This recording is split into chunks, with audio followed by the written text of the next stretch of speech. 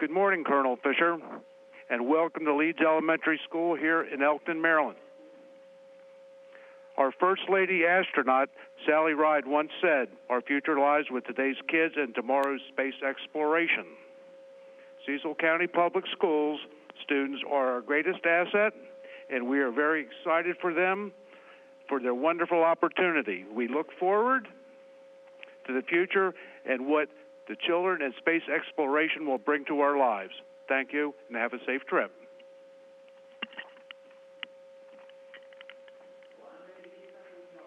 Well, thank you for those great words. What questions do y'all have?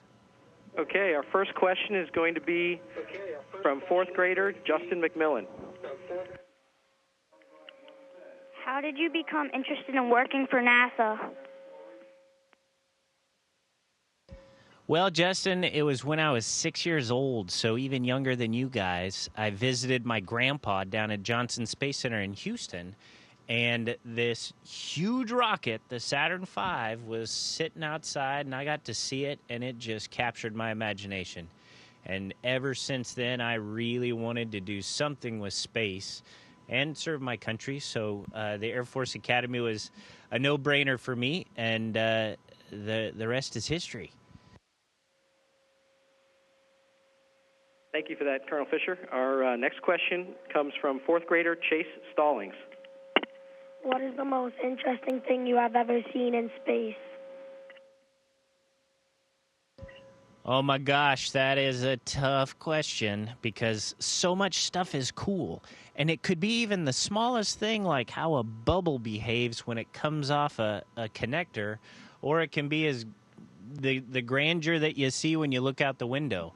I think probably the coolest thing that I've seen so far is when I went outside for a spacewalk, just having no small little window to look through, but the entirety of space in my field of view. It was amazing and breathtaking, and I think just seeing the Earth in that way and the stars above them was the coolest thing I've seen by far. Thank you, Colonel Fischer. Our next question is from pre-K student William Lehrer.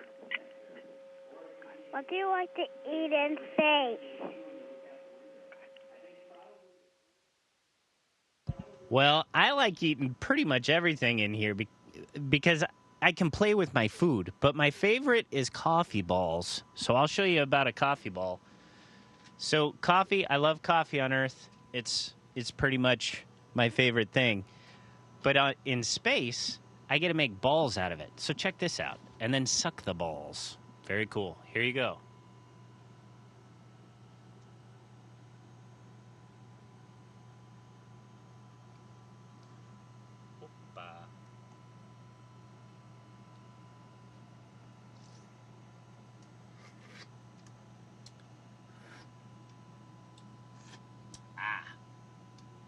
That one got away from me. But as you can see, it's pretty fun to play with your food here in space.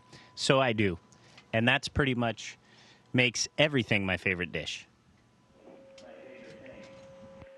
Thank you. Our next question is from second grader Carly England. What do you do?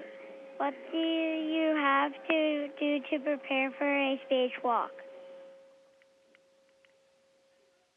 Well, it's pretty tough. The suit is really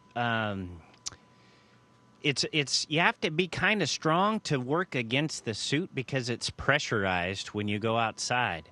So it takes a lot of training, physical training, and then we have this really big swimming pool in Houston called the Neutral Buoyancy Laboratory, and there's a big mock-up of the space station inside the pool, and then we go in the pool, and these awesome divers weigh us out, so it's kind of like we're in 0G and we can practice.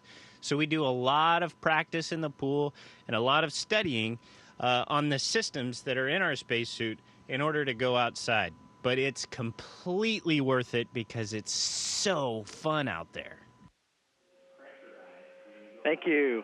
Our next question is from first grader Axel Patchell. What is a typical day like for you on the International Space Station? Well, actually, it's pretty busy. We get up, well, Peggy gets up earlier than I do, but we get up pretty early, work out. We have to do about 2.5 hours of working out a day in order to keep our bones and muscles from atrophying or losing part of our bones. And then we have just science and we fix things and we keep stuff clean and running and change out parts. So we're just very busy. The biggest part of our day is science. So we do almost 300 experiments over my 6-month mission we'll be involved in. And so we just keep very busy, and all of it's fun. Thank you. Our next question is from third grader Ryan Dominic. How is electricity for the space station generated, and what happens when the power goes out? Well, we have really big solar arrays. So the size of the space station, if you go from corner to corner on the solar arrays, is about as big as a football field.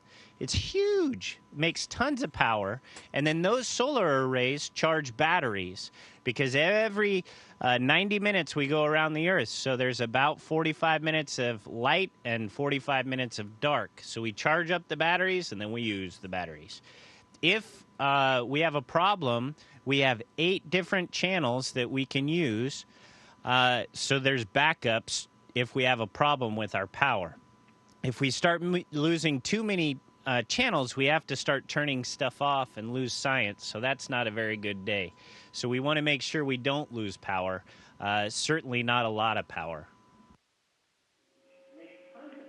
Thank you. Our next question is from third grader Victoria Granger. Can you have animals in space? If so, do you have any with you? We do. So over the course of the space program, we've had a lot of animals in space. We've had fish, we've had mice, fruit flies, and we use animals, and they help us in our studies of different parts of not only the human body, but in general. And, things that you wouldn't even know, like a fruit fly has a similar cardiac system to humans, and mice have similar bones. So we're able to look at the effects of zero-G on those animals, and it's very helpful. Thank you. Our next question is from kindergartner Abby Guns. If something breaks on the space station or malfunctions, how will you fix it?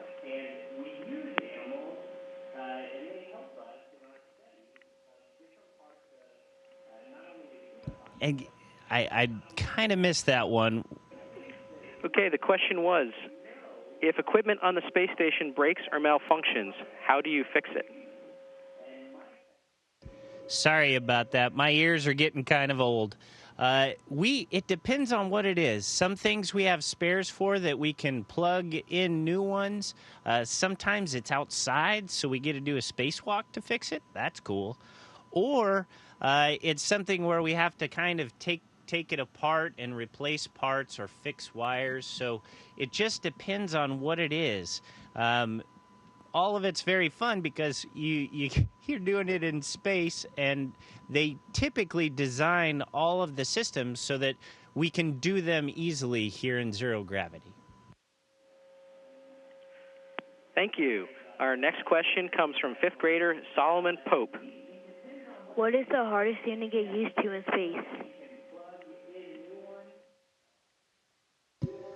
Well, I don't know. I think I got used to it pretty quick because it's so fun to fly around and spin and play with my food. I guess the hardest thing to get used to, and I don't know that I ever will, is just being away from my family.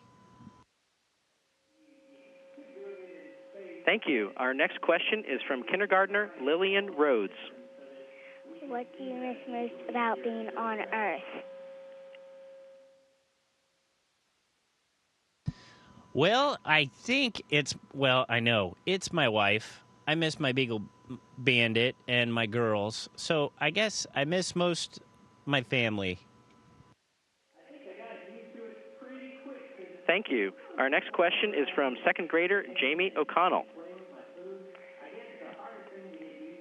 What types of trainings are involved in preparing to go to the space station? Well, it's a lot of training. We have to know a lot of things. There's an old saying called "Jack of all trades, master of none." That's kind of us. We have to be familiar with a lot of different things, from driving a robotic arm or doing spacewalks to doing different types of science skills. So we actually study systems on the Russian segment, the USOS segment, the Soyuz vehicle, as well as science and all the other skills. So it's 3 years about from the time you're assigned until you fly, and then you can't be assigned until you've had at least 2 years of training as an astronaut candidate. So a minimum of 5 years before you could fly. It's a lot of training. Thank you. Our next question is from fourth grader Blake Holbrook. While you're in space, what research are you doing? Well, we're doing a lot. Like I mentioned, there's over 300 experiments during this 6-month increment. So we're doing bone research, protein crystals, stem cells, new robotics technology. There's just a huge list that we just can't remember because it's so packed with science. There's even an experiment or a set of experiments called nanoracks that is taking scientific experiments from high schools and other schools and flying them in a smaller kind of rapid development process so that we can get more science from spanning the spectrum all the way from high school all the way to advanced research. So we have quite a bit of science going on. Thank you. Our next question is from first grader Madeline Whitley. What is the coolest thing about being in space, and what is the most difficult? Well, most difficult is that my wife's not here because I really dig her. The coolest, I can't decide. It's either the floating, flying and spinning all over the place, or the view. Both of them are pretty awesome. Thank you. Our next question is from third grader Maddie Roberts. How are you able to tell time in space? Well, we have watches just like on Earth, but since we're going around it, somebody had to pick which time zone we would use, and they picked the Greenwich Mean Time, which is basically the time it is in London. You know how there's time zones Central, and you guys are in Eastern? Well, this one is the time zone in London. So that's the time we use all day long, and we get up at 6 o'clock on London time. Thank you. Our next question is from kindergartner Nathan Polino. How do you know when it is time to go to sleep when you can't tell if it is day or night? Well, that's a good question because every 90 minutes it's a day and a night. What you ever go to a hotel room and they have those really thick curtains on the windows? Well, we have little sleeping quarters that basically is shut the door, and it's just the same as going to one of those hotel rooms with the thick curtains. We just close the curtains, and then we can't tell if it's day or night. So that works pretty good. Thank you. Our next question is from first grader Jocelyn Zahn. When you are not working, what do you like to do for fun on the space station? Well, that's a good question. I like playing with my food, I like taking pictures, and I like flying around and trying to do spins and flips and all sorts of craziness. Thank you. Our next question is from second grader Elijah Pfeiffer. You go through so much training for this journey. Is there anything you felt you were not prepared for? Wow, that's a really good question. We have a lot of training, and I think they did a good job. Some things you just can't train for because things don't float on Earth while we're doing our training. But I'm very lucky because I'm on board with two of the most experienced space travelers in history, Peggy Whitson and Fyodor Yurchkin, and they answer or guide me through the other stuff that I didn't quite get trained on Earth. Thank you. Our next question is from fifth grader Alexandra Goodwin. What tools are you using to study the effects of microgravity on bones? Boy, we use a lot for bones. That's very important because we lose bone mass when we're on orbit. So we have help from our mice friends. We have used cell cultures and stem cell cultures. Of course, the biggest thing that we use is ourselves. We go through extensive testing both before and after our mission. And then, like I mentioned, all of our exercise is part of that process. So the biggest thing that we use is us and making sure, seeing how the effects were on our bones when we get home. Thank you. We only have a couple minutes left, and we have a couple more questions. Our next question is from fifth grader TJ Taylor. What emergencies do you have to prepare for on the space station? Well, the biggest ones that we need to know, because we have to have those responses memorized, are if we have a fire, if we have a depressurization, like there's a hole in the station, or if we have an ammonia leak, because that stuff's really nasty. Our next question is from fourth grader Karina Granger. How will your fluidic study help the understanding of fluid behavior?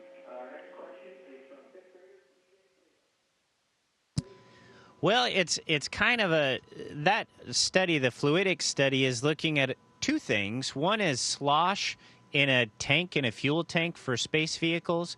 The other is wave turbulence, which basically what we're trying to do is when you have a very complex model like weather forecasting, if there's one item like gravity that's really big, it's hard to model all the other little things. So we're modeling a thing called capillary action by removing gravity and studying it up here.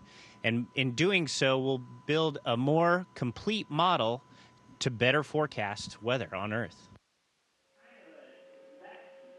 Thank you, Jack. I'm going to turn it over to Allison Vesey, the Vice Principal of Leeds. On behalf of the students and staff here at Leeds Elementary School, Superintendent of Schools, Dr. Diet Devine, and the leadership team, Council Executive Alan McCarthy and the County Council, Orbital ATK, and AIAA, we want to thank you, Colonel Fischer, for taking the time to talk with us today. Thank you for helping us to learn a little bit more about your experiences and research on the International Space Station. Over the past few months, you've become a well-known name here at Leeds Elementary School, and our students excitedly call you Two Fish. Walt Disney once said, "If you dream it, you can do it." My hope is that this brief interaction has inspired our students here to dream a little bigger about their futures, and we will someday see some of these fantastic students in space. Have a great day. Well, have a great day. I'll give you a sideways spin before you go. I dare you all to dream, and I hope you have a great day. Station, this is Houston ACR. That concludes the event. Thank you all participants and guests from Leeds Elementary School. Station, we are now resuming operational audio communications.